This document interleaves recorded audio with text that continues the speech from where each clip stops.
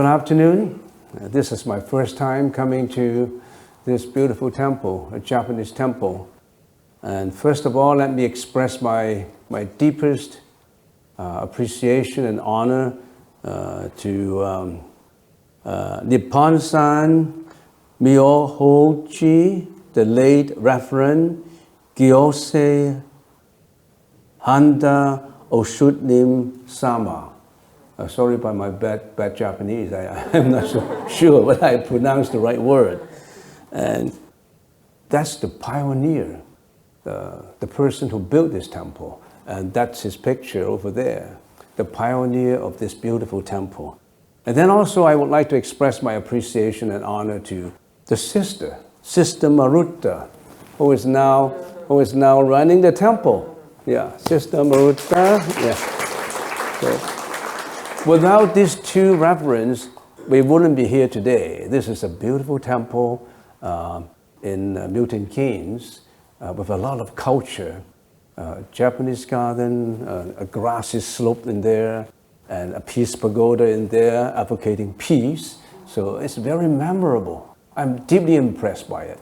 Milton Keynes is this deepest culture of a small population of Japanese 45 years ago when the Japanese came here to set up factories for the development of Milton Keynes. So these are the pioneers, and most of them have returned to Japan already, but leave this heritage to us, this vintage to us that we can treasure. Okay, now we also thank the MK Buddhist Association for making this occasions come true. We thank Alan, Meiji, Young, Tony, Eugenie, and all the others that I forgot to mention. So many people involved in making this come true. Now, okay, without further ado, let me go on today's, we call it a discussion. When I first come here, the people who organized this meeting said that it's a Q&A session. You ask questions and I give an answer to it. But then they summarize all these questions into some broad categories, and 25% of all the questionnaires come up to, they want to hear something about the how to improve emotional well-being of people, of people in Milton Keynes, people all over the UK. Well, this is something that I'm very interested in, so I may as well concentrate on this topic. And afterwards, if you have any questions that you would like to ask, you can always feel free to ask questions if I can answer them. Now, so getting to the core of our discussion, which is how to improve the emotional well-being of people. Milton Keynes, I'm talking Milton Keynes. I gathered some statistics from the UK Statistics Department, so everybody would know some mental health statistics in the UK. You can always look at the screen over there. 1 in 4 people in England will experience a mental health problem each year. It refers to the general prevalence of conditions like anxiety, depressions, OCD, you name it, mental disorder. 1 in every 4. Isn't it an amazing figure? 7,055 deaths by suicide were registered in the UK in 2023. The figures may be higher now, I don't know, but in 23, which is 2 years ago, we have 7,055 deaths by suicide. And mental health problems could be the single biggest risk factor in it. This is something that we should really pay attention to. And there's an average of 19 people die by suicide per day. 19 people. Imagine today, 19 people die by suicide. And some of the reasons could be mental problems.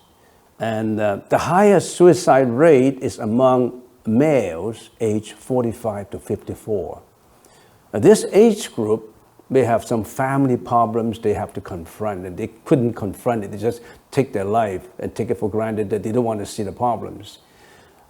These are responsible male and female, 45 to 54 years old. I see the pressure of life being faced by the vicissitudes of life, you can't just cope with it. So they just take their lives. The highest suicidal rate is among the males. And 1 in 4 young people aged 17 to 19 now has a probable mental disorder. 17 to 19, teenager. These problems come early in life. And as time goes on, they accumulate. So we have to do something about it.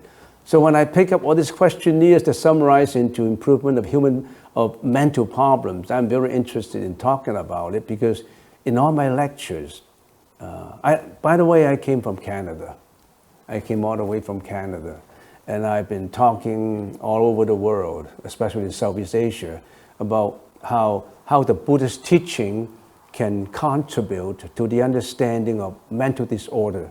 The Buddha was talking about many varieties of subjects, not just meditation, not just prostration and superstitiously just bowing and blind faith. The Buddha is talking about how to deal with human problems, how to get to nirvana. Nirvana is not a highly philosophical and abstruse subject. It's a subject that would improve the well-being of mankind.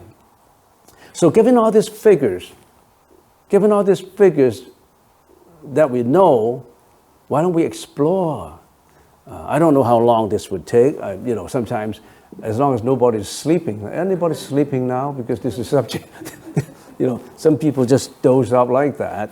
And plus, the light here is the holy light seems to be a little bit not too bright, so they may be sleeping. I hope they're not sleeping. Yeah.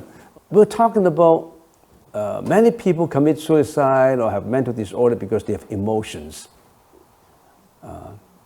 Emotions, that word emotions has 2 connotations in it. A negative one and a positive one. Not all emotions are negative, So what are emotions? We have unwholesome emotions and we have wholesome emotions.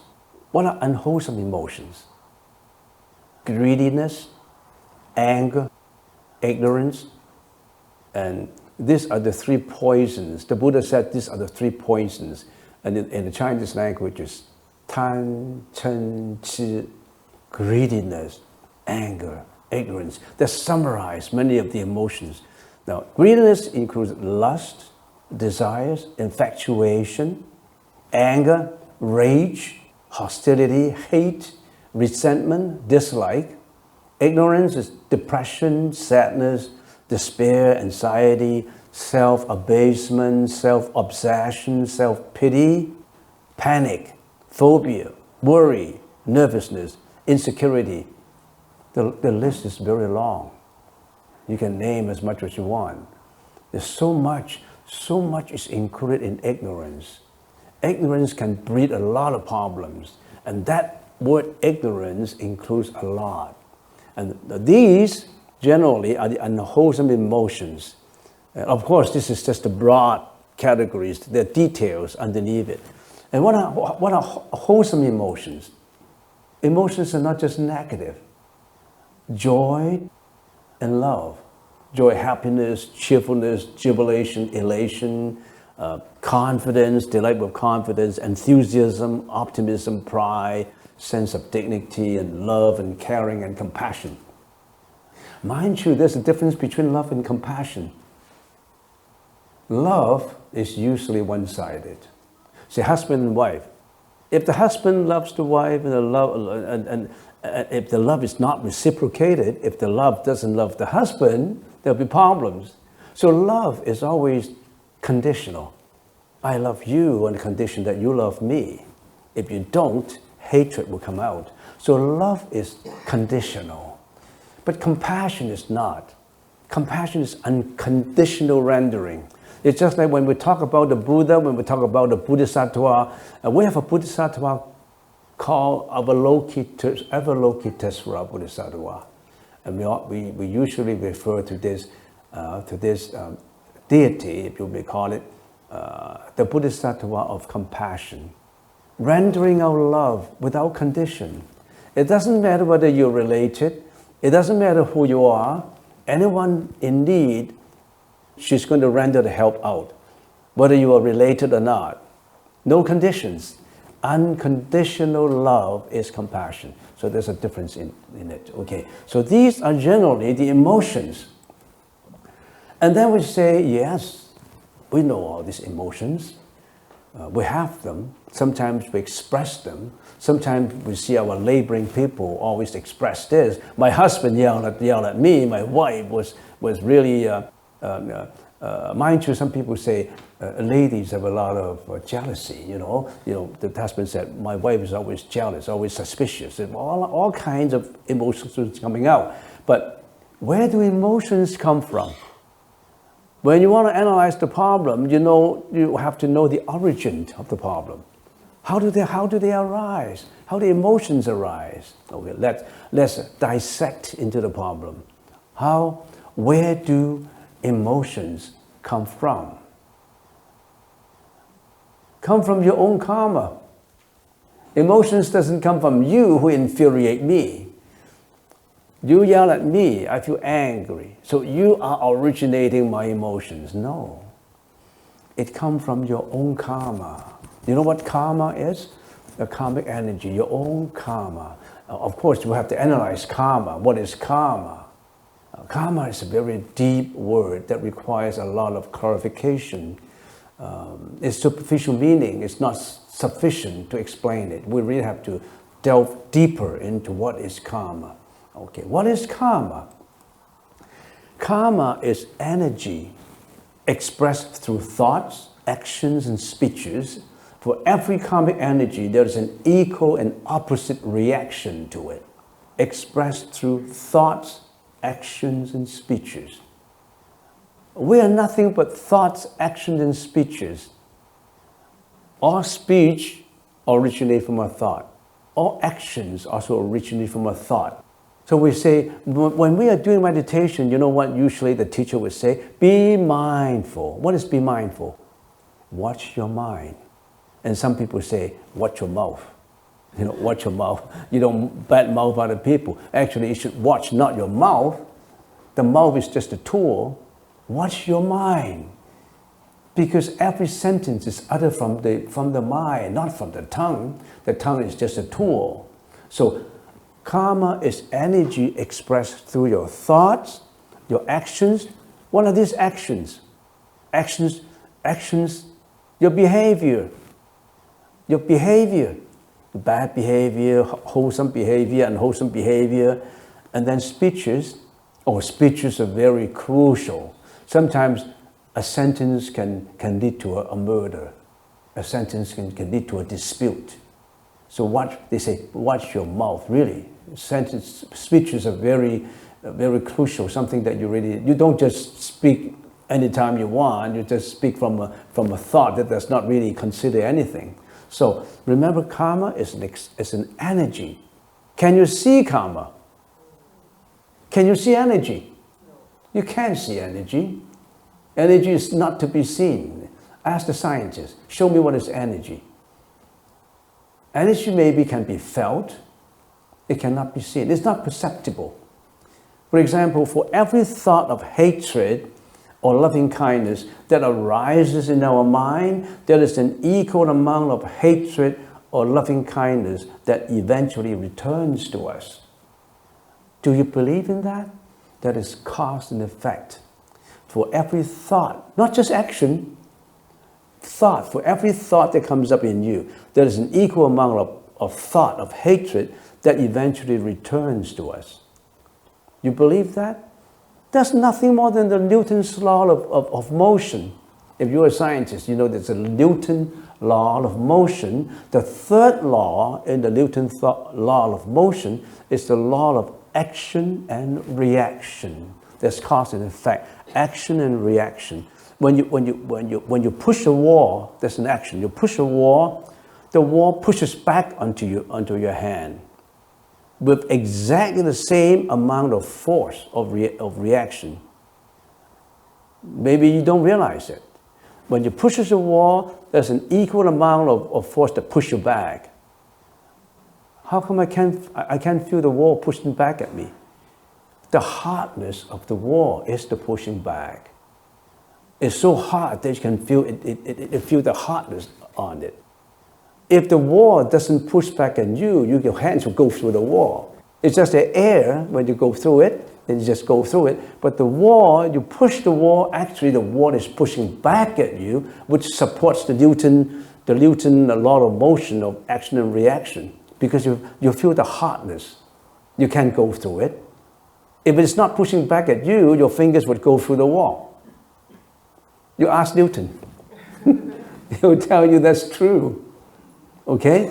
So your action. So I remember when I was studying at the University of Toronto, I had a job in a very scenic area called Banff in Alberta. I was working as a pantryman in there, and I got another fellow pantryman, and he said, "Oh, they had an argument," and then that young man come out. "Oh, my mom said that everything you do, there is a return to you. So I don't dare to do anything bad because it returns to you finally. That's cause and effect." At that time, I didn't believe it. Nothing. Why should I? If I hit you, you don't hit me back. How? So it's not returned to me. But eventually, you will get the same. You will get the same reverse action.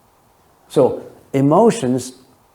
So suffice it for now that karma is a kind of energy that you have to watch. Don't do anything bad. It returns back to you. You may not see it today. That's what the Buddha said, which coincides with the Newton's law of action and reaction. So where do emotions come from? Your emotions, my emotions. Where do emotions come from? Emotions come from not from this present life. It also comes from your previous lives.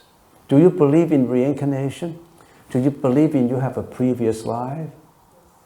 And when I first come into this temple, when I look at the picture of the pioneer, Hunter, Reverend Hunter, who passed away one day while mowing the lawn outside. He built this temple. He built the lamps. He built everything. It's a hands-on monk. He built everything himself. And one day he was mowing a lawn on the slope, and he got into an accident, and he lost his life. And when I first entered this temple, when I looked at the picture, I was imagining, he will come back here in another form. He will come back. This is the temple that he built. I don't know how long ago he passed away. Probably come back, and then there'd be a young man in here, and then he was Japanese in the previous life. It could be a Milton Keynes, local born. I don't know, but he will come back. That's what we call reincarnation. You have come back in many lives. You may not know about it. You come back with your previous life karma. You know, whatever you have done now, whatever you have done in all your previous lives, you think all that you have done in the previous life have been forgotten? No. It's been registered in your karmic field of energy. And the Buddha said that is the 8th consciousness. That is called the alaya consciousness. A-L-A-Y-A. These days we have AI, we have all the information you can get into. What is alaya consciousness? A-L-A-Y-A. Alaya is a Sanskrit word. It means the field of seeds. Imagine acres, millions and acres of land with all the seeds stored underneath the soil, alaya. All that you have done in your previous life, including every thought, not just action. When we talk about karma, we don't talk about just behavior and speeches. We don't just talk about apparently observable and perceivable karma. How about the karmic seeds deep in your consciousness? It's all been planted in there. A thought of compassion, if it is planted in there. So watch your thought. That's the reason why when we are doing meditation, the teacher of meditation would say, be mindful. That means watch every thought that comes up in you. Not just the action, By the time you do the action, it's too late. So when you want to do something bad, if you persist in saying it, it's very dangerous. I read detective books, books about crime. If a criminal is harboring an idea that I want to murder this man, I want to kill this man, if the idea is so planted in his mind all the time, very dangerous. He will finally do it without him understanding it, because it's been planted in his mind that I want to do this, I want to revenge, I want to revenge. Every action, every speech, every sentence, every word, as a matter of fact, is uttered, it's expressed initially as a thought. So your thought gives rise to every speech, gives rise to every action. When every speech, every action is repeatedly done, is habitually repeatedly done, it becomes what? It becomes a habit. If that thought is repeatedly done, say, if you are repeatedly being hardworking, it becomes your hardworking habit. If you're repeatedly being lazy, you become very lazy. If you're repeatedly being very clean in your kitchen work, then you're a cleaner. If you're repeatedly being very lousy in throwing things around, you have a habit of throwing things around, you become a very, you're not a clean man. So your every thought give rise to action and speech. If the actions and speech is repeated all the time, it becomes a habit. If a habit is being repeated all the time, if all these habits are being repeated all the time, it becomes what? Your personality. It becomes your personality. You're very dangerous. You're repeating your bad habits or good habits, becomes your personality. Your personality determines what? Determines your destiny. So don't blame your mom and dad. Blame yourself. If you have bad habits, you cultivate, it becomes your personality. Your personality would determine whether you are successful or you fail. Present life karma and past life karma. Our karmic energy has been accumulating from one life to the next as we continue to experience rebirth. Why do we get born in a certain family? Your own karma brought you to it. Some people are born in rich families, some in poor family, some in places that they want to go, some in places that they want to go. It's all determined by your own karma. There's a karmic energy by your own karma. Okay, so remember, your karma is not just about this life, about your previous life. Then some people will say, that is unfair. I don't know what I did in your previous life. So I did something bad in my previous life. Now I reincarnate into a poor family, for example. Why would he be reincarnated in a good family? That's unfair. No. Who did it? You yourself did it. You did something, you've got to be responsible for it. It's not unfair. Nobody did it, yourself. You got what you reap what you sowed. We say karma, action, speech, and thought. Now, we are talking about mental disorder. Why do we bring this out? Because these are the basic understanding before we deal with mental disorder. Mental disorder is about the mind. The mind is about the karma. The mind is highly related to your karma. What you experience through highly related to your karma. If you don't understand how your mind works, how do you deal with your mental disorder?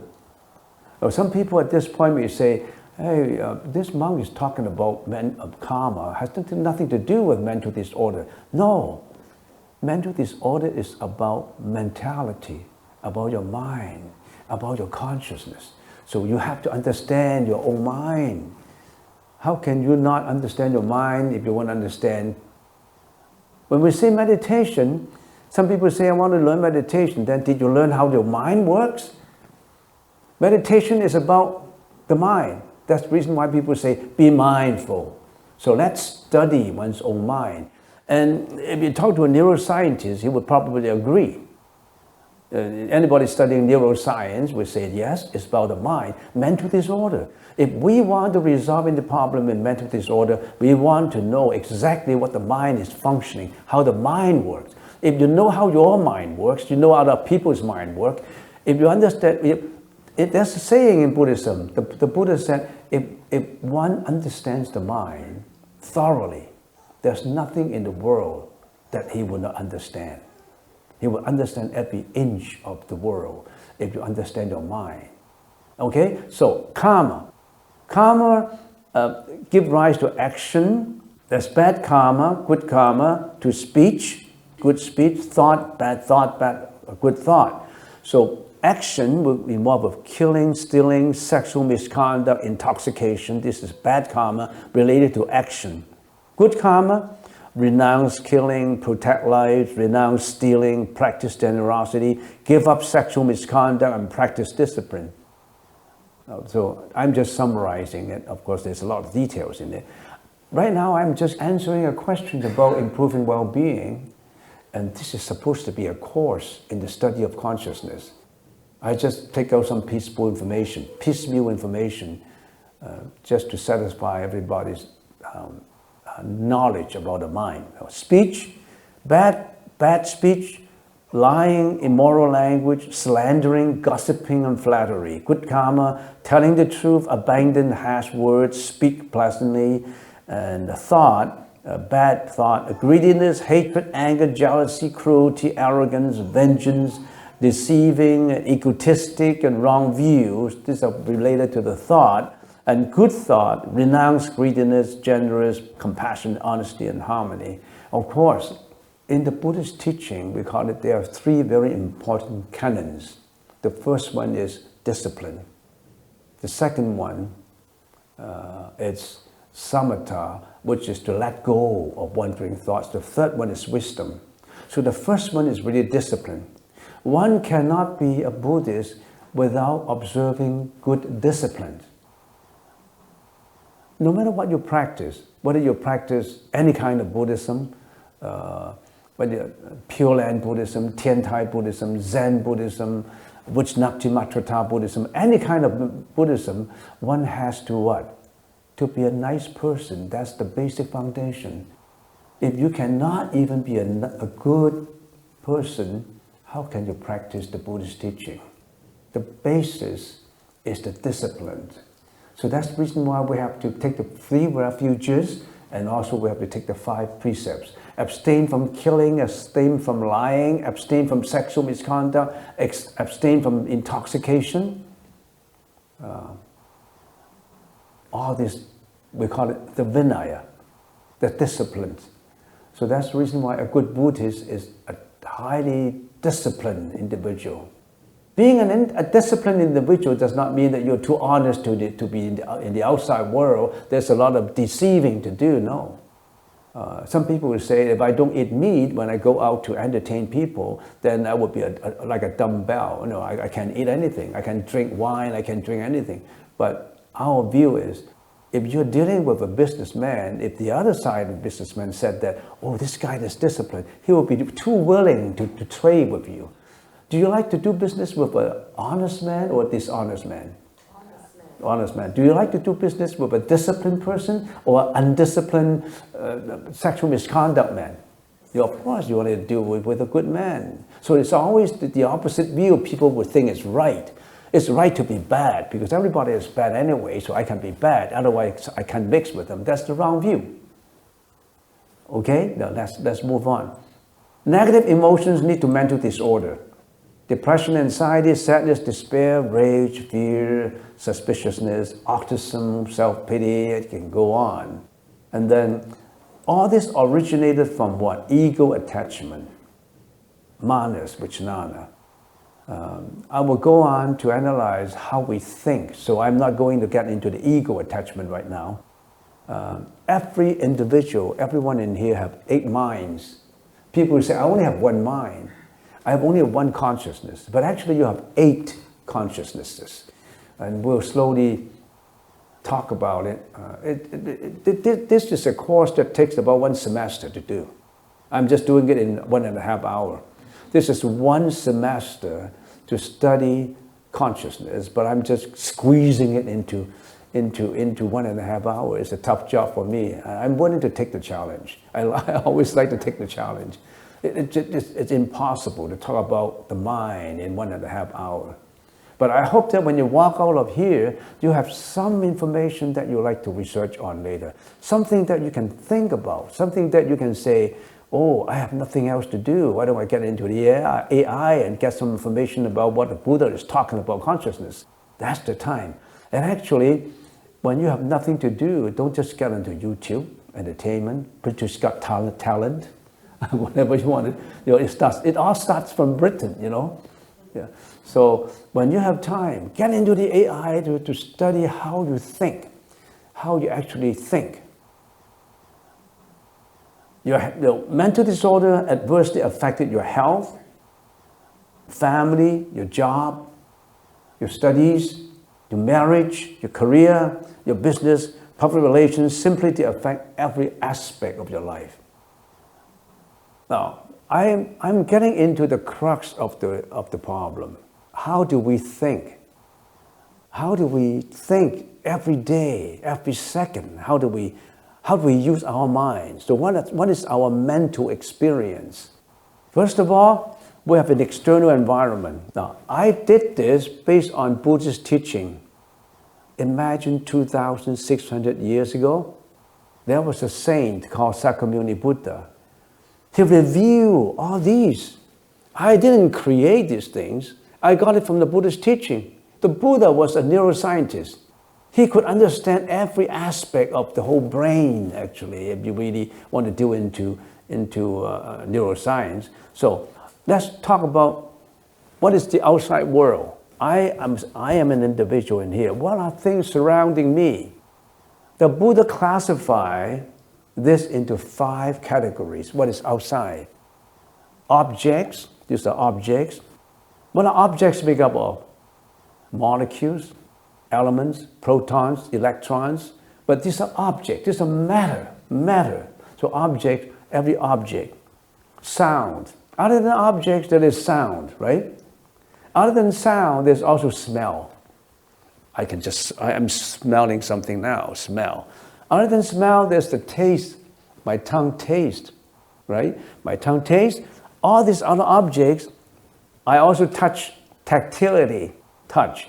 These are the outside. The Buddha put all the outside environment, every object outside, classified into objects, sound, smell, taste, and touch. Any others? It's all inclusive. Have you got any other things that the Buddha hasn't included in here? I can't think of any, because the touch actually encapsulates everything. Everything in the world, a tree, a bottle, water, sound, the sound now, everything. So how do we, as an individual, know all these outside environments? How do we get to know them? Isn't that scientific? We're not talking about blind faith, burning an incense and kneeling down and chanting without actually knowing the concept of it. There's deep philosophical concept in what the Buddha was talking about. It's not just blind faith. You may have misunderstood Buddhism. Nothing about blind faith. Nothing about just crossing your legs, putting your tongue on top of your roof of your mouth, and then meditate and pretend to be a Shaolin monk. And then when you get up, you do this exercise and do this kung fu. Has nothing to do with what the Buddha was talking about. It's just the later commercials that involve into this kind of thing. But it gets into people that people think about, this is what the Buddha is talking about. No. Okay, how do we perceive these external environments? Perception through the 5 sensory organs that we have, right? What are these organs that we have? We have the eye consciousness, interact with objects. The ear consciousness, interact with sound. Smell, your nose interact with smell. Your tongue interact with taste. Your body interact with tactility, your touch. So these are your 5 sensory organs that are crude. In other words, these are the front-end salesmen of your body. The front-end salesmen of a company sit right at the counter. They are the front-end people. But a company is more than just front-end people.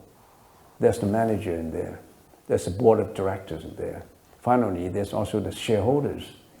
So if you just look at the front end, oh, the front end is the company, and you're wrong. The front end is just the front end. Your front end is just the ears, the nose, the tongue, and the body, and they're the front end. But do you know that there's more behind you? Not just your senses. What are these? Your cognition, we call it. If you study modern psychology, you know cognition.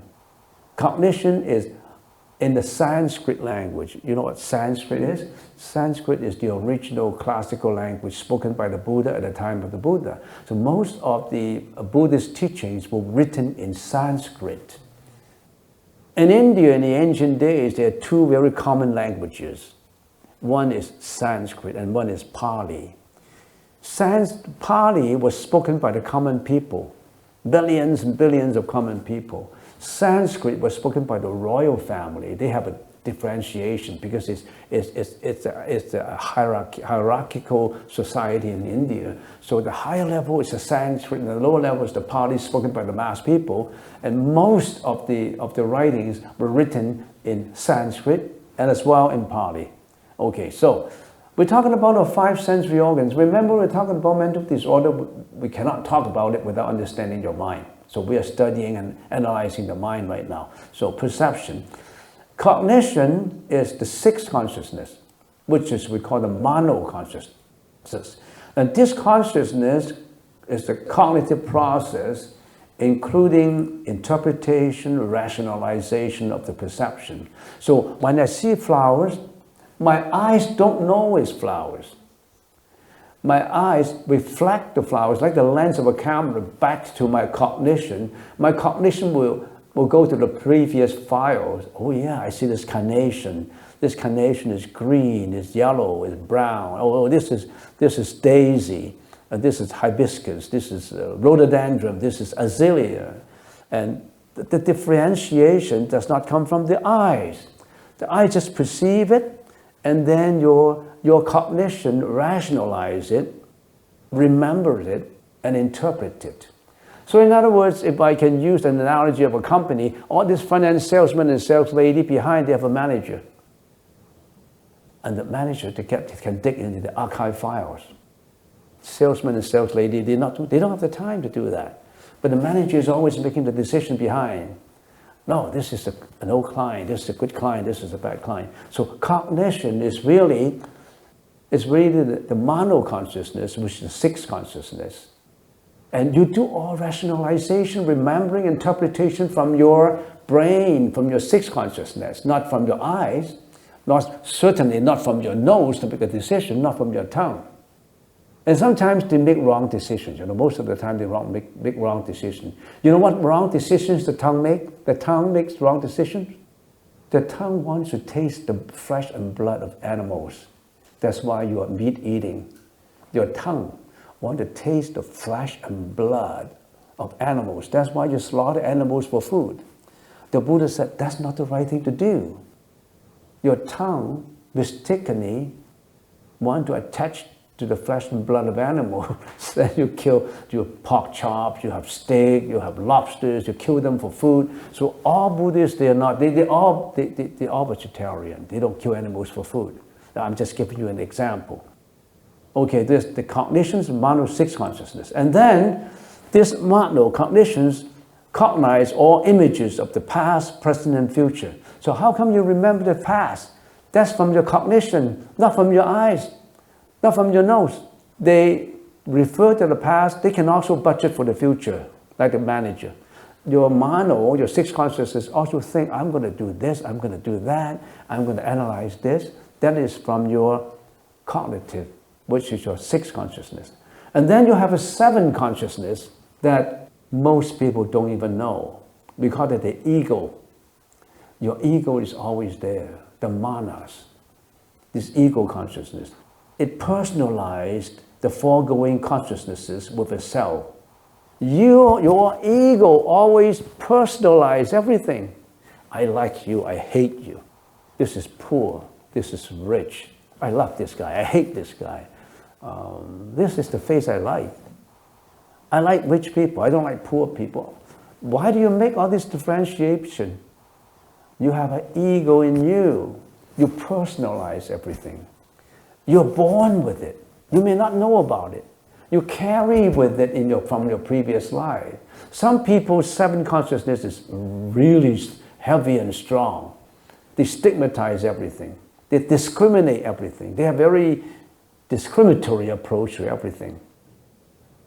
Mind you, I like London. You know why I like London? I've been traveling just for the past 20 days. I've been to Venice. I've never been to Europe, so I went to Venice, Switzerland, Basel, Bern, Birth, the place where Einstein was born, right? And when I come to London, I said, wow, I find very few discriminatory person, which I find in other parts of the world. And it seems to me I come back to Hong Kong. Hong Kong is like a multicultural part of the Far East and Asia and Europe, you know, and everybody it's a hot pot, it's a mixed pot of everything. So they don't discriminate against each other. You're a stranger before you. So when I come to London, everybody is almost like the same. It's very good. I love London. London Street is the same as Hong Kong Street. Hong Kong copy from London when they're building the bridges and the streets. Wide streets. London is like the Tsim Sha Tsui of Hong Kong. Don't you think so? Yeah, London. Wide streets with trams and it's lovely. I like it, yeah. When I go to Europe, I find that the alleys are too narrow for me, especially when I was at Venice. You know, you go through the narrow lanes. But very lovely though, very lovely country. So, ego. You have an ego, I have an ego. That's the problem, that's our problem. But if you realize the problem, there's a way out. Some people in their whole life, they don't realize that they have an ego to deal with. Everything they do, they attach a thick ego to it. That leads to serious mental problem. Okay? So their ego personalize everything and arouse all these bad emotions in you. You get angry, you get jealous, you get sick of everything, you don't like, you dislike this. You know, it's almost like an ego get you into trouble. And in meditation, we say the first lesson in doing meditation is to let go. Let go of what? Let go of what? When your meditator, your teacher meditation said, let go. Well, let go of what? Let ego. Let go of your ego. You think it's difficult? It may be easy for the first minute, second minute, third minute, you never let go. You attach it back again. And when I was at my temple in Vancouver, I had a meditation hall. And I deliberately have 10 doors right at the front of the meditation hall. 10 doors. And in the beginning of a meditation session, everybody said, sit down and started to meditate. I said, there's a certain procedures I go through. That's how you cross your leg, how do you do all this preliminary work, and finally I said, okay, everybody imagine that I give you an invisible bag. A bag? I give you an invisible bag and you take it. So everybody take this invisible bag. Put all your problems in it. Put your egotistic problem in it, all your problem in it, tie it up and throw it out that door before you meditate. That's the reason why I have 10 doors for you. We have 100 meditators. I have 10 doors for you. Throw out all your garbage of egotistic feelings. So everybody was imagining, okay, tossed out this invisible egotistic bag of emotion, toss it out before you can do the meditation. Get rid of all your garbage before you clean up the house. So ego, your 7th consciousness is your ego. So what is your 8th consciousness? The store of present and past karmic energy. Everybody has an alaya consciousness, which is your banking consciousness. It carries all your debit and credit. Any accountant in here? It carries all your debit and credit. Yeah. All your debit, all your credit, all get into there. Whatever you have done, All the good deeds you have done, you think nobody would observe it, nobody noticed it, nobody would appreciate it? No. The banking consciousness inside of you stored it. You have spoken a word of good deeds, nobody know about it. If not even God, nobody know about it. Your own consciousness, the alive consciousness already have registered that into your banking consciousness, which is in you. You have done something bad and nobody's have seen it. I've done something bad. Oh, good, I'm free, but the police never catch me. I've done some criminal stuff and nobody see me, I'm free. You think you're free? You may be free for this life, but all that is stored in your alaya consciousness. It can't go away automatically. So watch everything that you have done. And also, this store consciousness, when a person dies, all this perception is gone. Your eyes is gone, your ears, your nose, your tongue, your body. There was a Swedish writer said, our body is our traveling bag of existence. It's just, our body is just like a traveling bag in this whole world. You only live up to 100 years. And after 100 years, you're gone. It's just like a traveling bag. Or you can say your body is just like a hotel. You check in for this life. You don't think you have to check out. One day you have to check out. You're checking in, you're checking out, like you're going in a hotel. But then you think everything is forgotten in you, all the good deeds that you have done, all the good deeds that you have done for your sons or daughters, they didn't show them their filial piety, don't care about you. How about all the good deeds you have done for your son and daughter? You think they'll be forgotten? No, it's all stored. All the good deeds you store in your consciousness never go away. All the bad things you have done also, at the same time, it's registered in there. Watch it.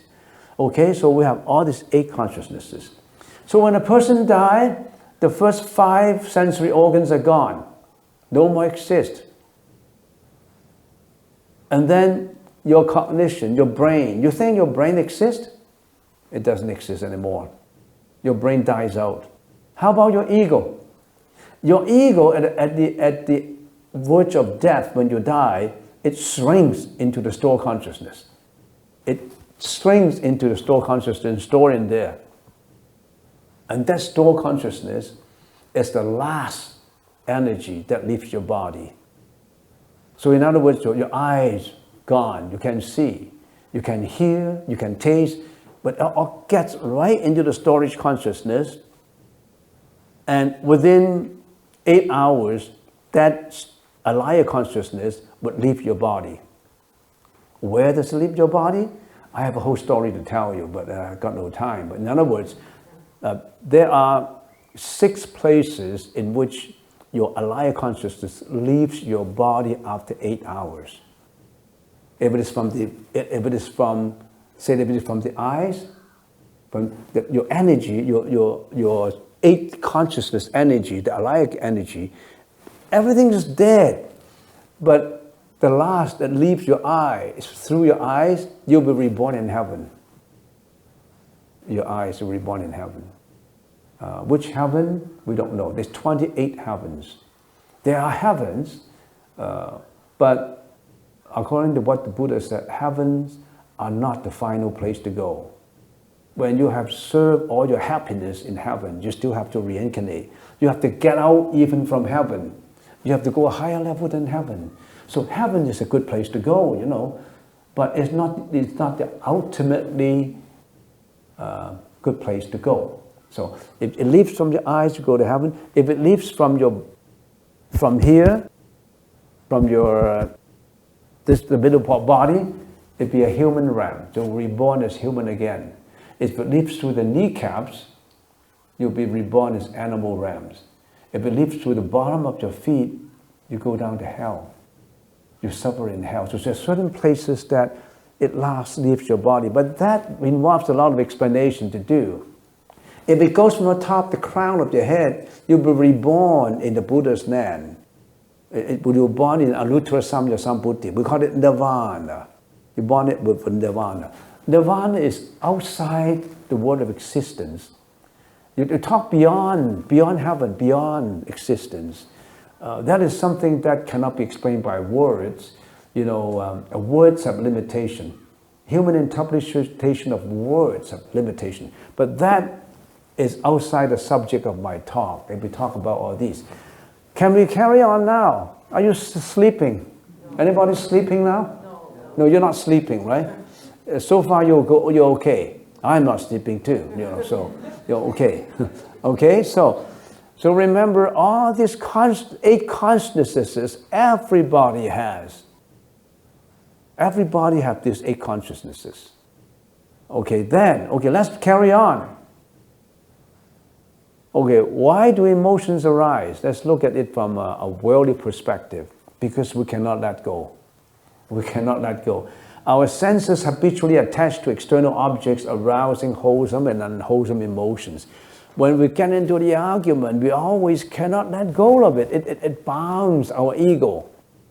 So anybody who knows how to shed the ego off at that time, or simply speaking, just to walk away from the scene of argument. So if a husband and wife get into an argument, heated arguments, if both hit each other, you can never come up to anything good. If one retract and get away from the scene, it starts to improve it, because the violence doesn't come immediately. So because nobody can let go. Nobody can let go during the argument. The one who can let go is the hero of the two, or the heroine of the two. But nobody would let go at that time. Our senses habitually attach to external objects arousing unwholesome and unwholesome emotions. Now, our eyes, when we see matter, the vision consciousness comes up. It's just like seeing a sensual object arousing sensual desire. So when a teenager, when someone sees something very sensual, very, so to speak, sexy, then it triggers into the cognition consciousness. The eyes itself will not feel the sensual pleasure or sensuality. It reflects back to the mano consciousness. The mano consciousness would immediately go to the past file in which he treasures the time that he thinks is ecstasy. He thinks that's the time when they feel the pleasure, and that pleasure would triggers him to do whatever he wants to do. Even that kind of pleasure would trigger him to create that arousal of the physical alteration immediately at that time. So that means the eyes trigger the vision. The ears interact with sound, being insulted, arousing anger, being complimented, feeling delight. You immediately have that feeling. That's the feeling. You cannot let go of that feeling, even good feeling or bad feeling. The nose, smell, olfaction, consciousness, resenting pungent odor, attaching to fragrant smell, tongue, taste, indulging in meat eating, leading to animal slaughtering, body, touch with tactility, attaching to material luxuries, arousing habitual greediness, and then the mind, mano, attaching to past memories, arousing resentment or regret. You always try to remember the past good times. When something mishap happened that brings you tragic memory, whenever you want to remember it, you always bring that tragic moment back on the present table, and then you ponder on it, and you cry, you feel sad. Actually, whatever has happened is already gone, but you still want to pick up the past files, put it on your table, and try to examine it. So what is the time dimension? The time dimension is the present, the past, and the future, right? Watch your present moment. Be aware of the present moment. But some people like always to bring the past onto the present, to ruminate on it.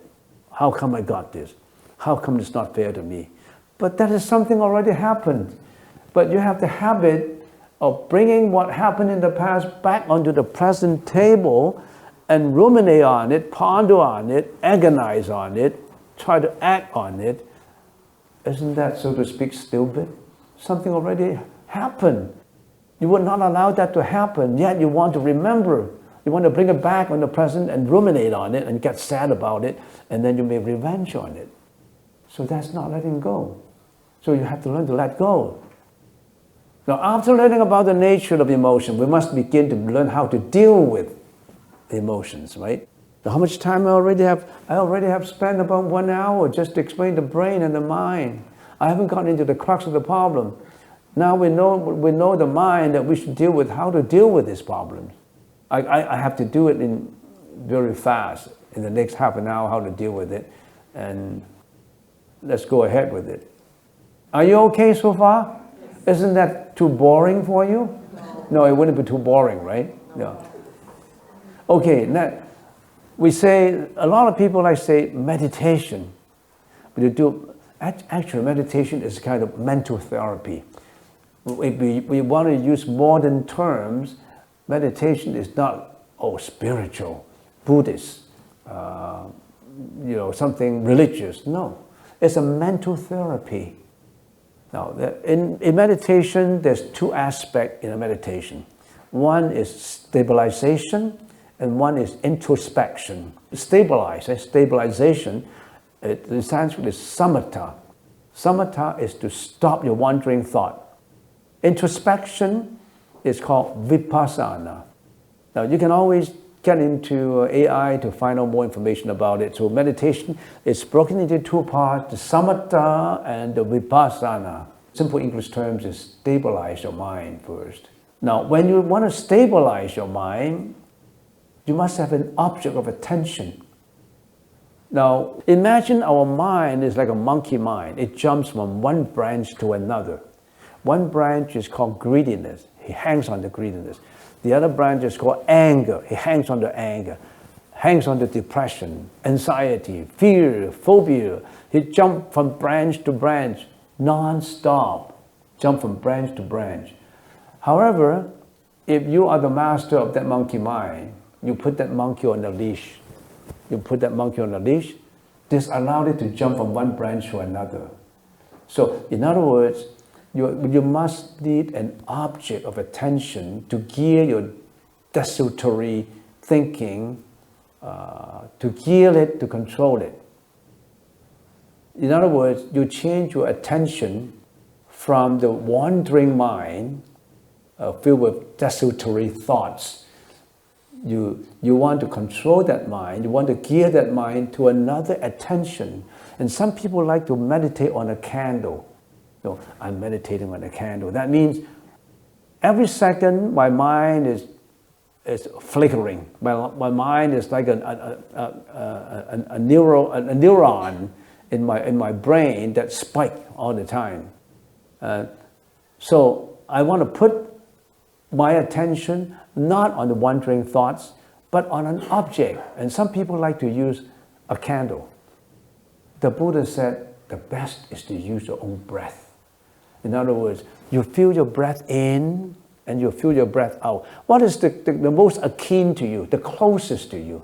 The candle is so far away from you. I can meditate on a flower, right?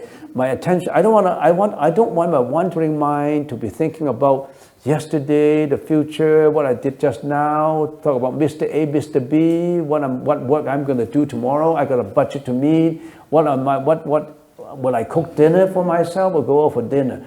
You have all kinds of thoughts, right? You use one thought to gear that wandering thoughts to just one. And the Buddha said, use your breath as that object.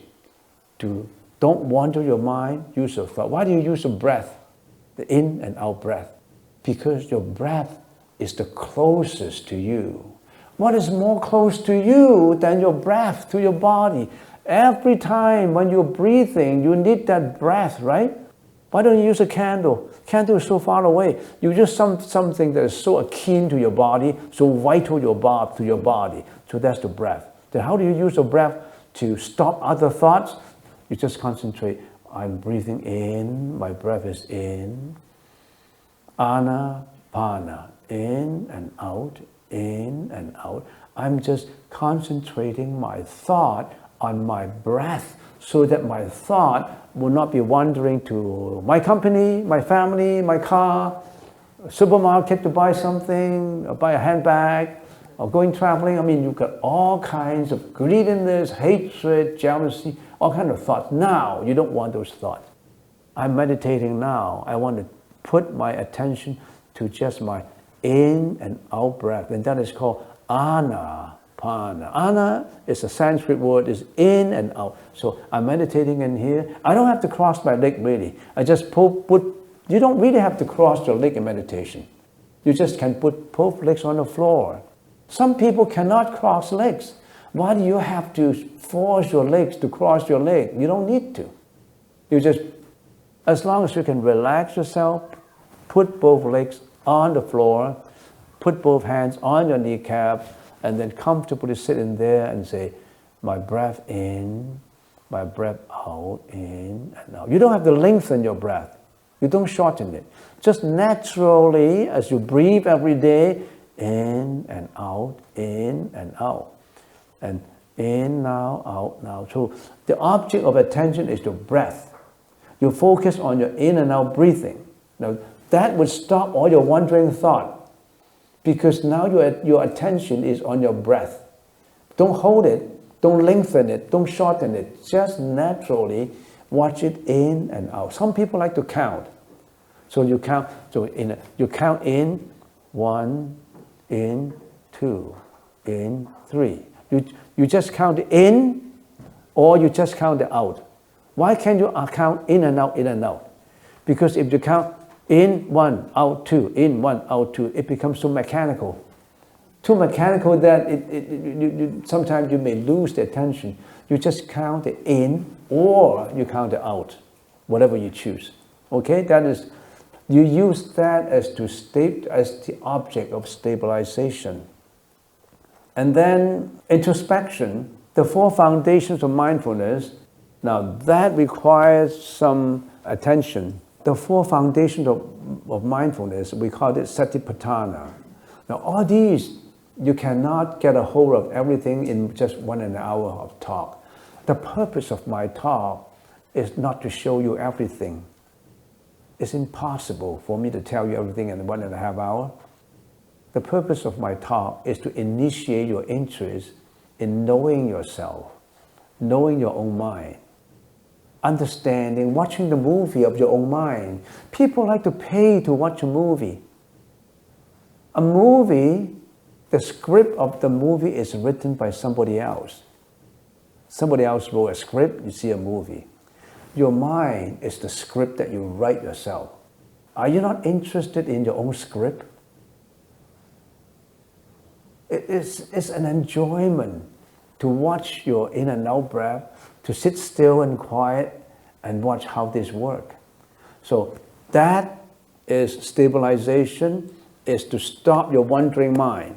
And then we say, you just stopped it, you haven't dissolved it. It will still come out. When I'm doing meditation, yes, within that half hour or 15 minutes or 10 minutes, I can control my mind. But what happens when I come out from a meditation? Then I start wondering, my thought is never ending. A thought is never ending. Your mind is 24/7. Your mind is very powerful. It's 24/7. It does not stop, even when you're sleeping. When you're sleeping, you have all kinds of dreams. Your mind has never stopped. If your mind stopped, you're dead. I mean, you won't stop your mind. 24/7. But your mind is accountable for your whole life. You really have to know it. You really have to understand it. So once you can stop the wandering mind, there are certain foundations of mindfulness. You have to know how to introspect in relation to the body, to the feeling, introspection of the mind, the mentality, and the mental impressions. So that requires a lot of explanation. I hope that I can just initiate some interest in you and we can go further. We call it the satipatthana. When you are meditating, focus on the breath. Usually people close their eyes. Then your eyes not attaching to externalities. Your ears, your environment could be quiet. So you already let go of the sound. You don't attach to any sound. You're not listening to music. You don't listen to music when you're meditating. You're polluting your ears. Some people like to turn on soft music when you're doing meditation. No. You let go of the ear consciousness. You let go of the nose consciousness, you let go of the tongue consciousness, but your breath is still there. You let go of your thought. No inner commentator break your habitual continuation of desultory thinking of the past and future. Attention of present breath, live your present moment here and now. Now all these, I can only tell you piecemeal information without giving you the full picture. But before I end this mental therapy, which is called silence meditation, I like to go into something very important, that is your chanting meditation. The power of mantra chanting. During chanting, chanting is meditation. Don't think that chanting is superstitious. Om Mani Padme Hum, Om Mani Padme. If you think superstitious, chanting is a kind of sound therapy.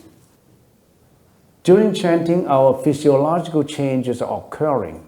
Our nervous system is being affected by our own self-created sounds. The effectiveness of the power of chanting depends on focus, intention, repetition, vocalization, and visualization.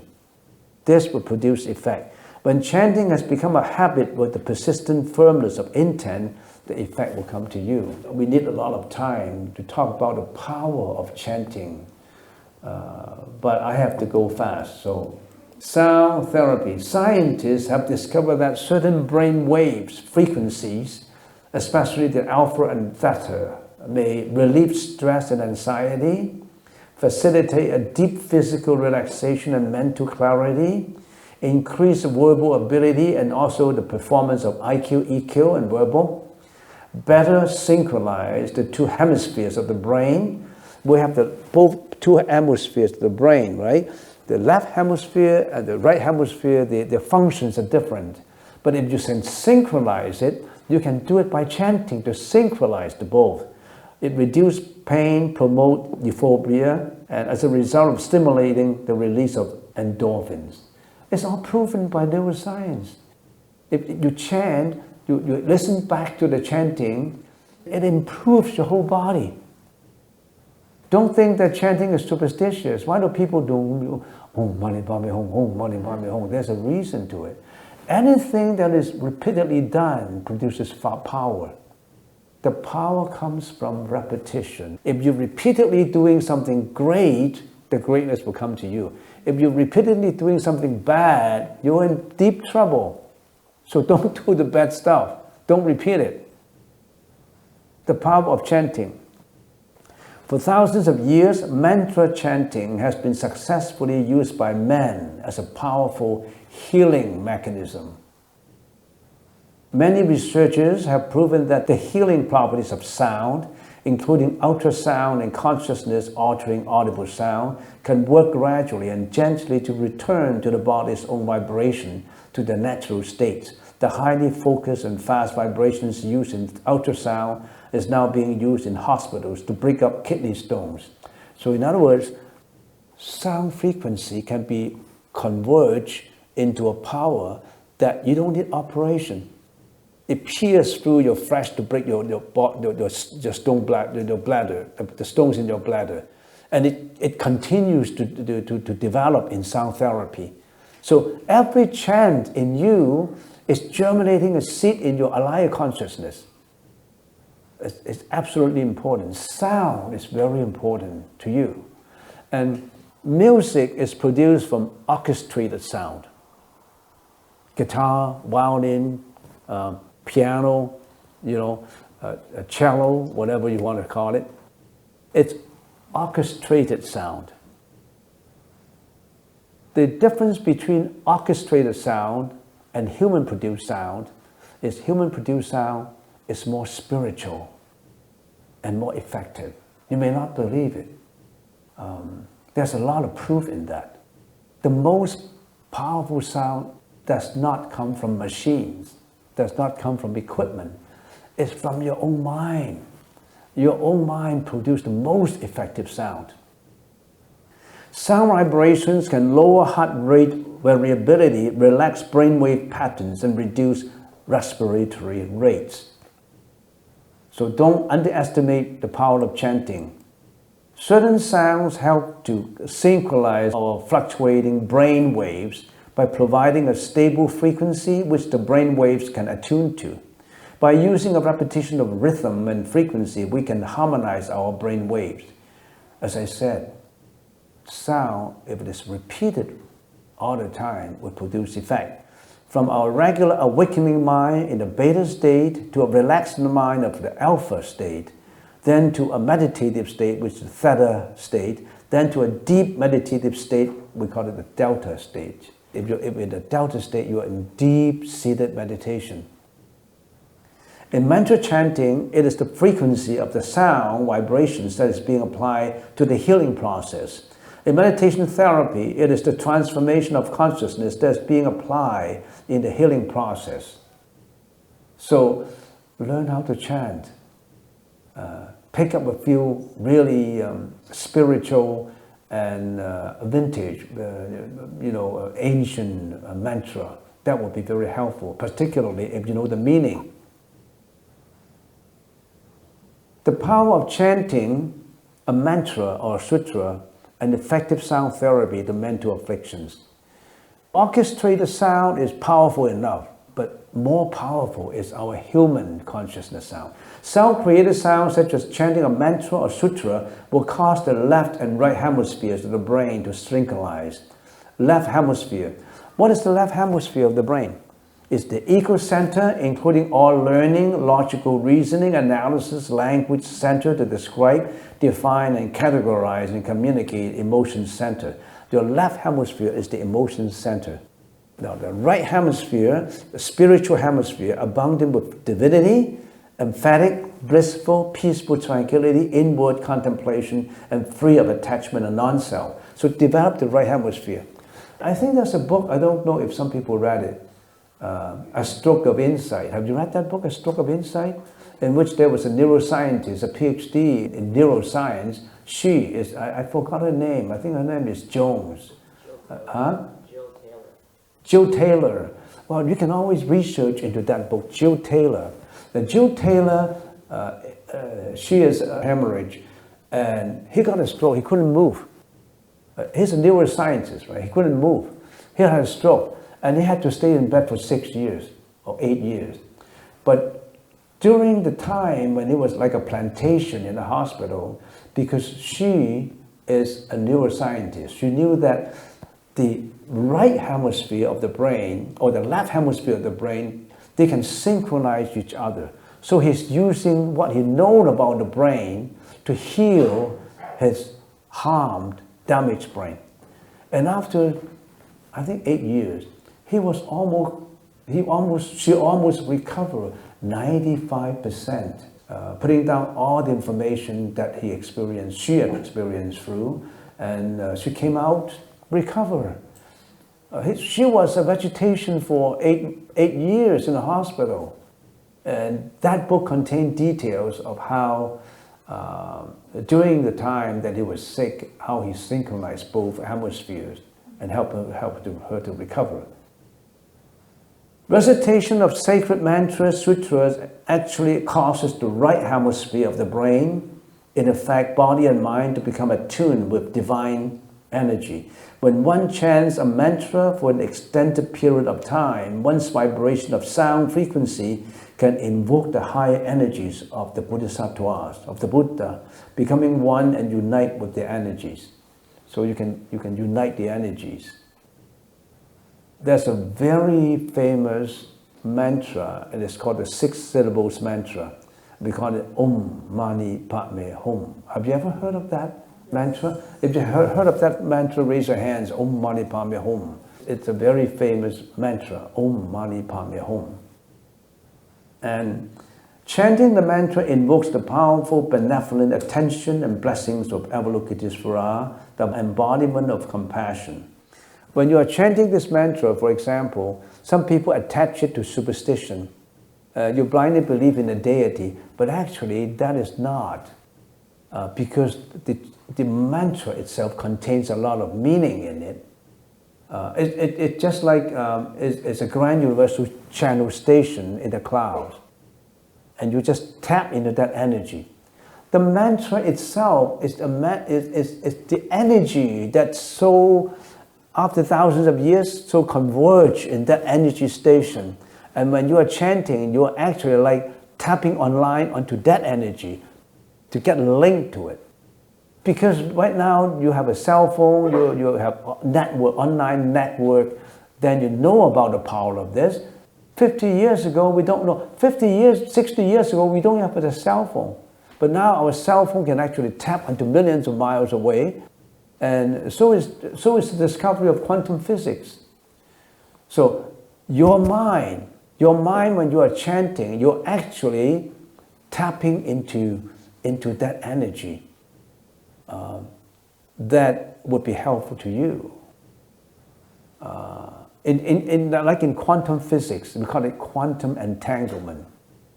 Einstein said that two particles, one particle here, another particle in here, that particle could be millions of miles away, but if they are related, if one vibrates, the other vibrates at the same time. Let me give you an analogy. Online, right now, people, some station are selling love bond bracelet. Have you heard of that thing?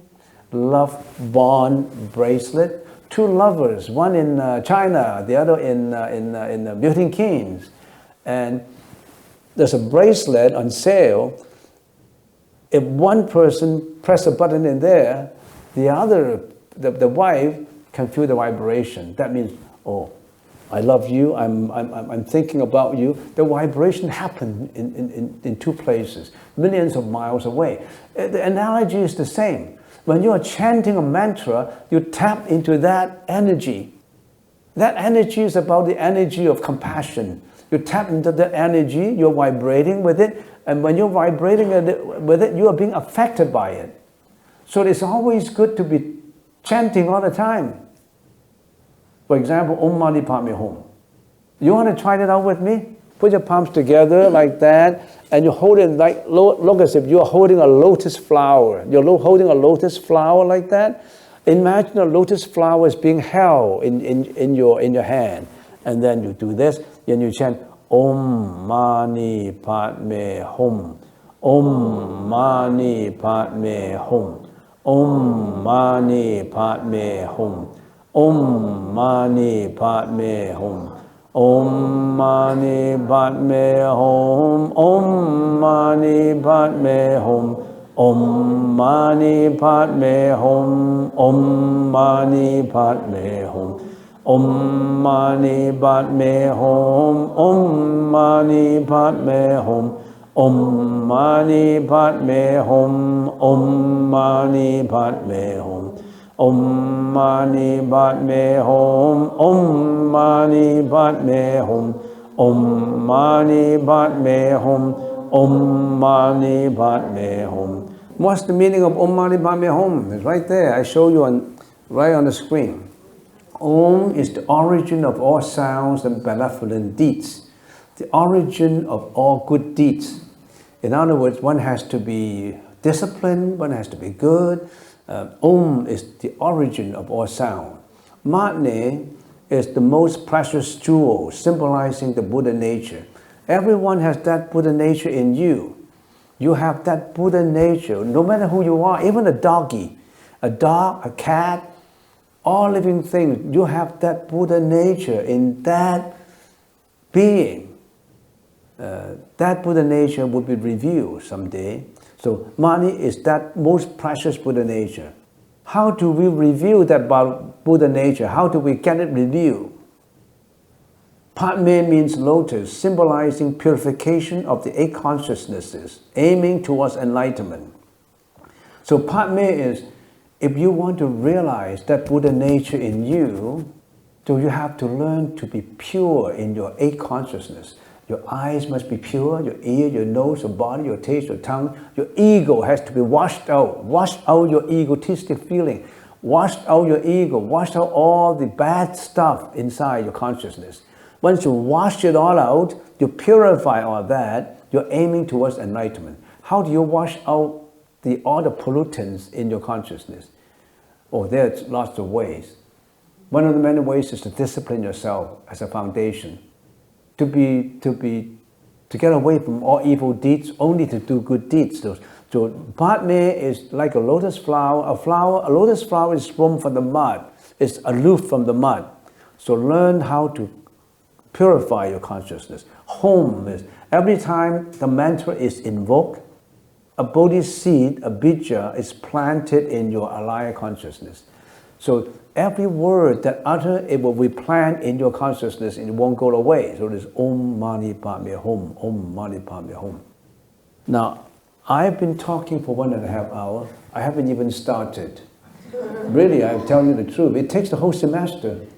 It takes a whole semester to really understand your own brain, your mind, and how to deal with it, how to meditate, and what's the proper way to meditation, how to do stabilization, and how to do introspection. And all these requires a lot of knowledge, a lot of practice. Talking about meditation is not just one-time deal. I do meditation, now I'm purified. No, it's a constant repetition of exercise. As I said from the very beginning, the power comes from repetition, from the training. You have to train your mind to be good. So my talk can only give you some information, and I hope that it arouse some interest in you. And if you really want to, I give you some more information. This is my temple in Vancouver. This is my temple in Vancouver. It stands about 13 acres. And this is an aerial view of the temple. I'll give you some pictures. This is the outside compound of the temple. This is at night. This is our meditation hall. We can accommodate about, 200 people, 200-300 people. And this is the meditation hall. And then this is inside the shrine. This is the huge big Buddha. This is a 30 feet high Buddha. 30 feet high Buddha in Vancouver, in my temple. And this is where I was teaching to a group of meditators in one of the hall. And this is where we do our rituals. Where before we eat our lunch, we have to go do some rituals. And this is the garden that we created. This is one part of the garden. It's about 1 or 2 acres. And this is another part of the garden where we have a pond. We have a lot of trees around, and just like Milton Keynes. Milton Keynes is a green city. We are also. We could do all kinds of trees. And by the way, we have a lot of trees that are resembling the same trees as in here. Like you have a very beautiful Japanese maple in there. That's the Japanese maple. They have some evergreen in here, like Japanese black pine, and some of this are evergreen, and some of them are deciduous trees. This is our garden, one part of our garden, where we have some feature rocks in there. And this is another part of the garden. And this is where we do our forest meditation. We do it in the open. We do it under trees. We're doing forest traditions of the meditation. We have about 200 people in here. And this is how we do the walking. Meditation is in many forms. Walking meditation, chanting meditation, sitting meditation. This is walking meditation. We're walking in the mountain. We're going up to a lake on top of a mountain, which is called a honeymoon lake.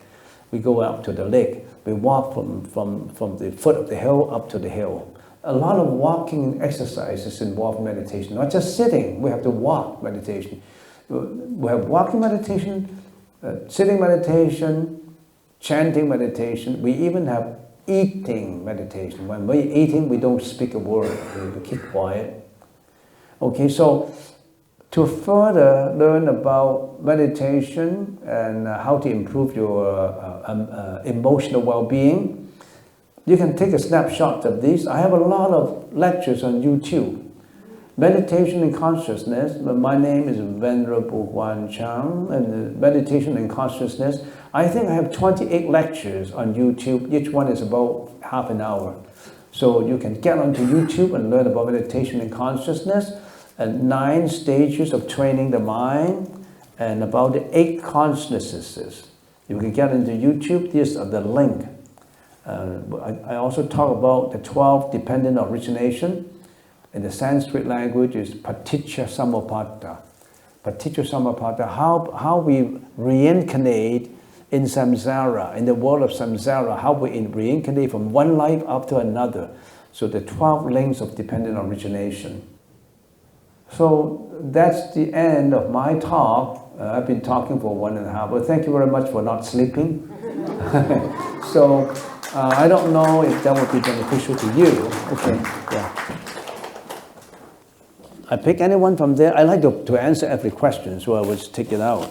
So my first question is, what is that of a look or of each? We all felt our body in the Pure Land. Of each what? Ram? I can't read this note. Can you read this note?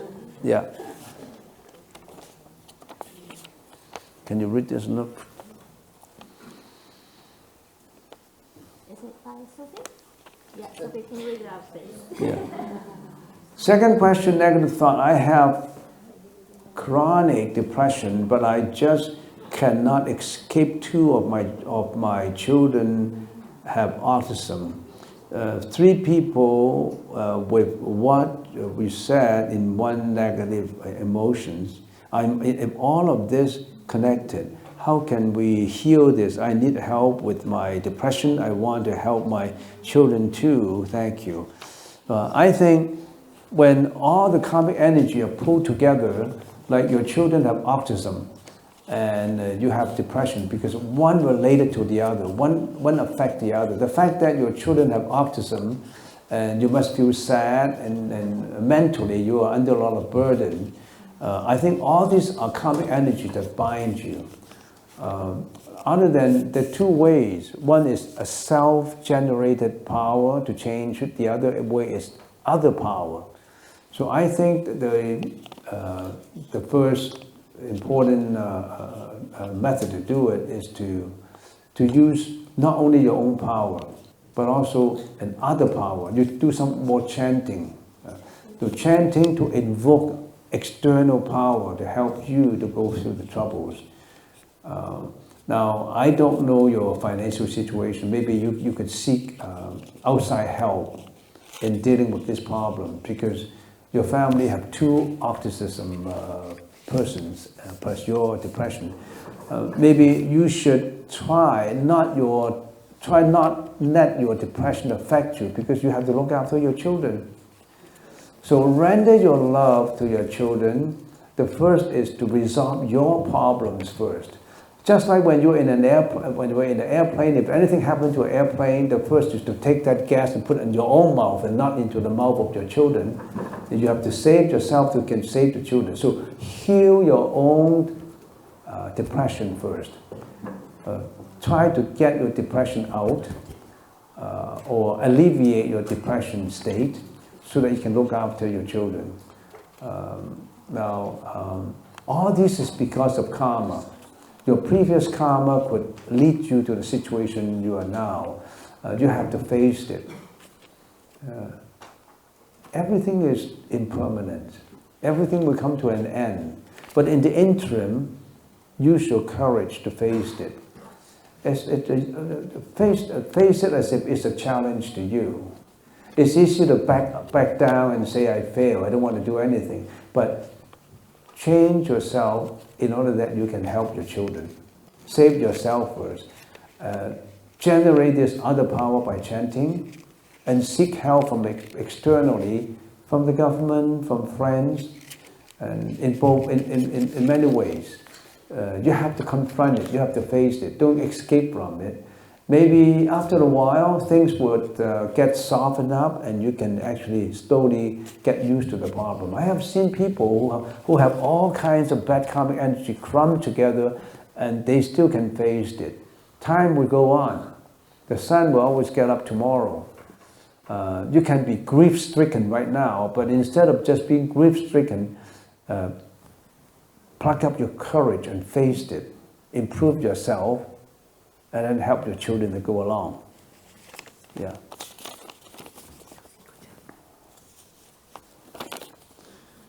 if you have an MP, what advice you would give to government to alleviate mental disorder and religious condition? What advice you would give to government if you were an MP or a member of parliament? What advice you would give to government to alleviate mental disorder and religious religious conflicts? Now, what advice you would give to the government? I think in order to solve problems, you have to understand what the problems is. So just like if you want to solve the mental disorder problem, you have to know how you think, how your mind actually works. Then once you understand, you have to understand the problems before you can get a solution to it. Understand where the problems come from. If you're an MP, I think you should, from the perspective of education, organize some educational courses to let people know what are these problems. Instead of talk about it, get more information about it so that people would know how to deal with it instead of avoiding the problems. Talk about the problems, bring the problem out, and open a discussion about it and help each other to resolve the problem. If we know, it's just like a case study.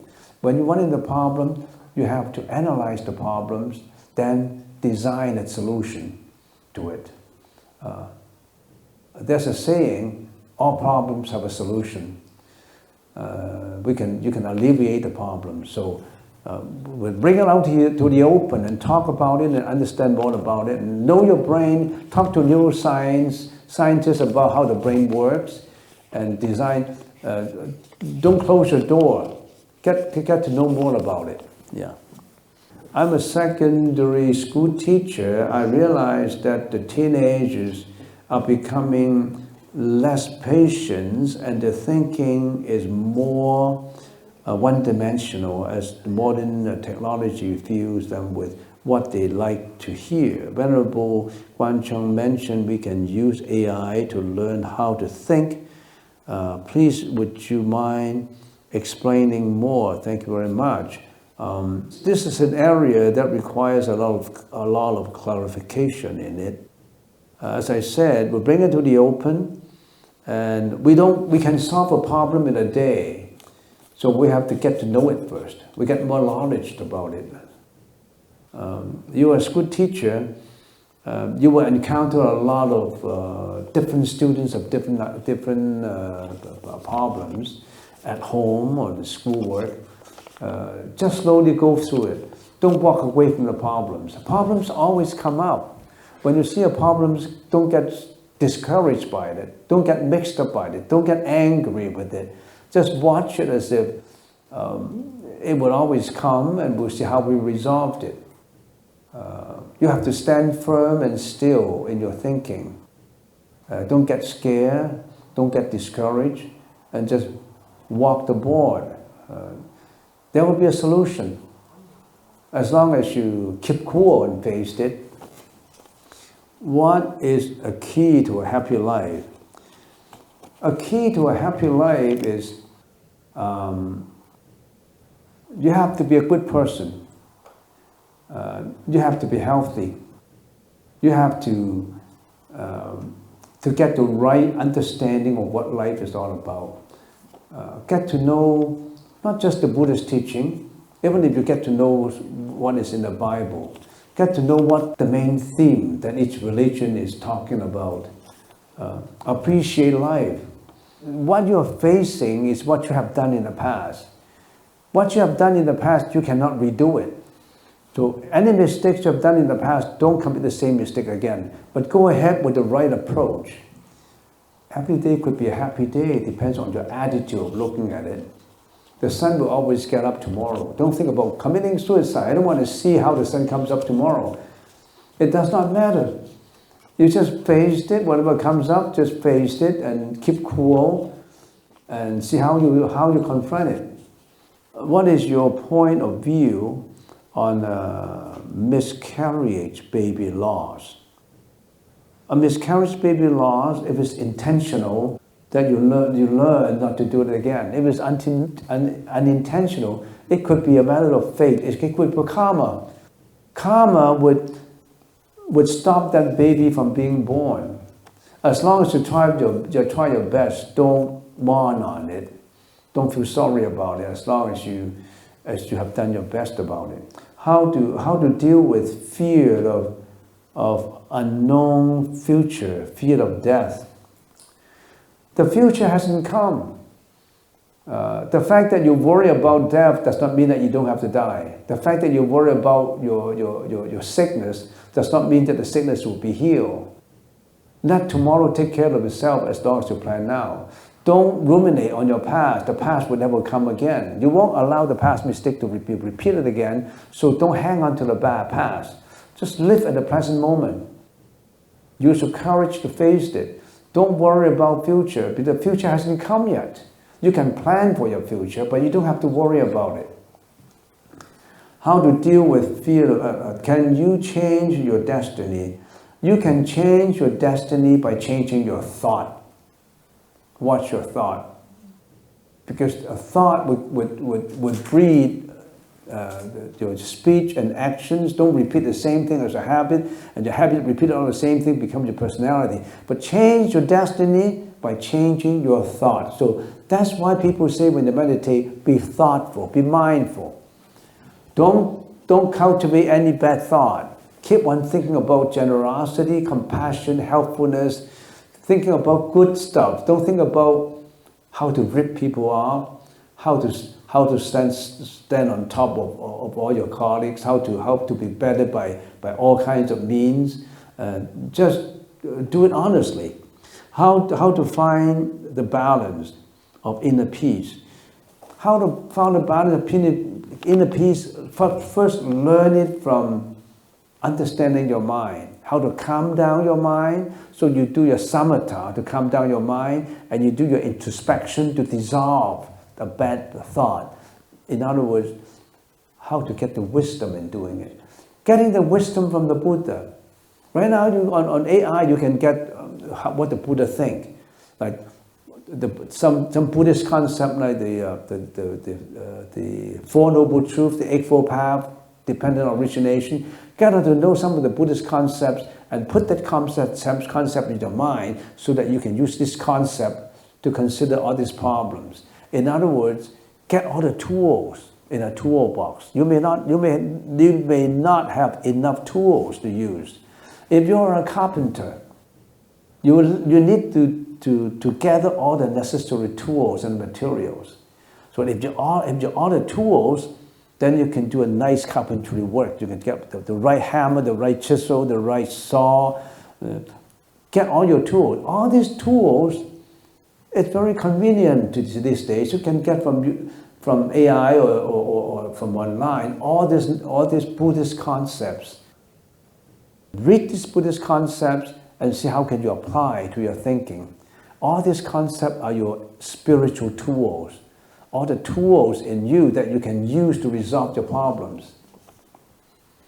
How do you to find the balance? That's how you find the balance. Know yourself, get all the tools, get onto the information. Right now, AI really gives you a lot of information as long as you can dig into it. Like this morning, when I want to dig into the information about statistics of the UK, about suicidal rate and about depression, I got it right away. It's easy right now. So get to AI or online to get the Buddhist teaching about certain things, about emptiness, about sunyata, about reincarnation, samsara.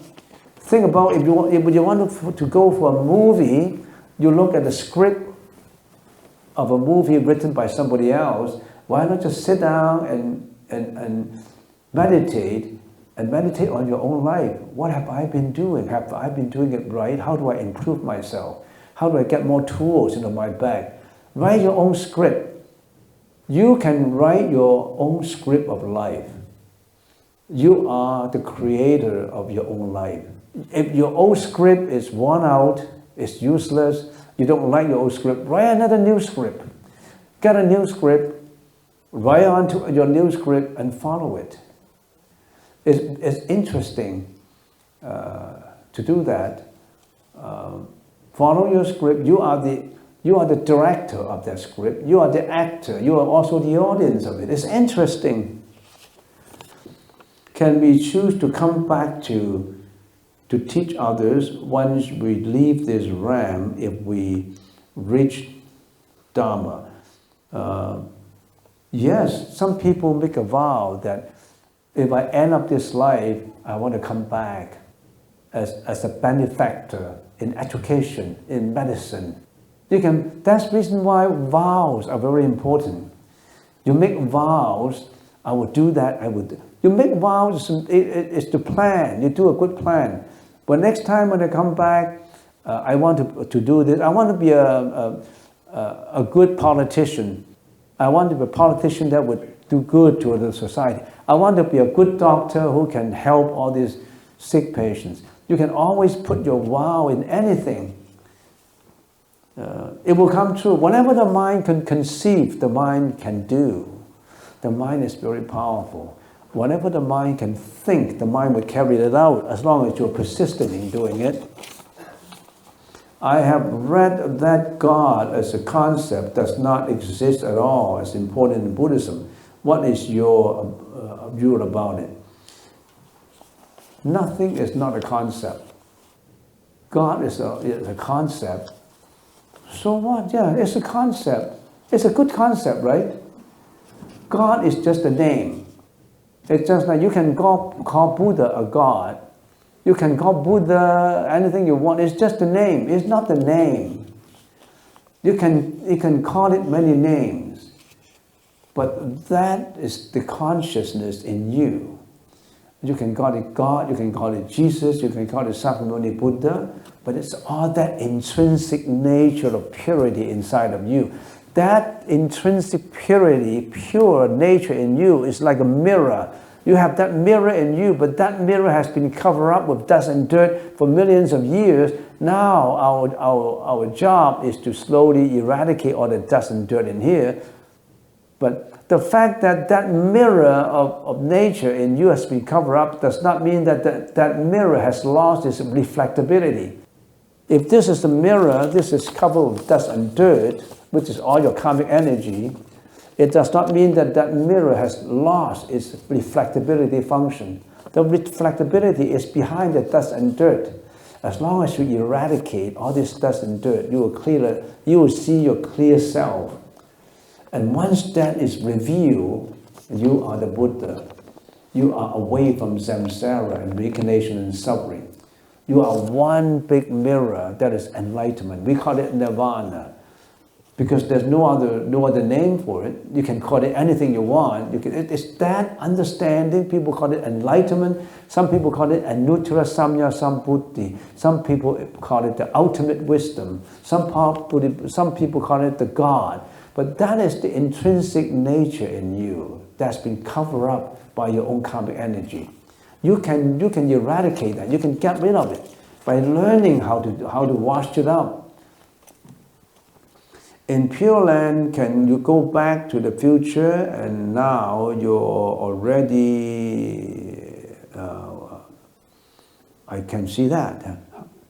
You go back to the future, do you mean that you see that movie going back to the future? I think you go forward to the future, not going back to the future. Yeah, going back to the future, go forward to the future. Okay, thank you very much for your attention today, and we've been set up a good relationship. And as I said, quantum entanglement said that actually we are all related. The fact that you're coming here is all related. We could have seen each other in our previous life, and maybe in future, if you are still reincarnating, we'll see each other. But a relationship has been set up, and I think that relationship is wholesome. But because we've been learning how to improve ourselves, how to change our life, how to purify our polluted karma. All right, thank you very much for your coming today, and hope that I can see you in the future. Okay.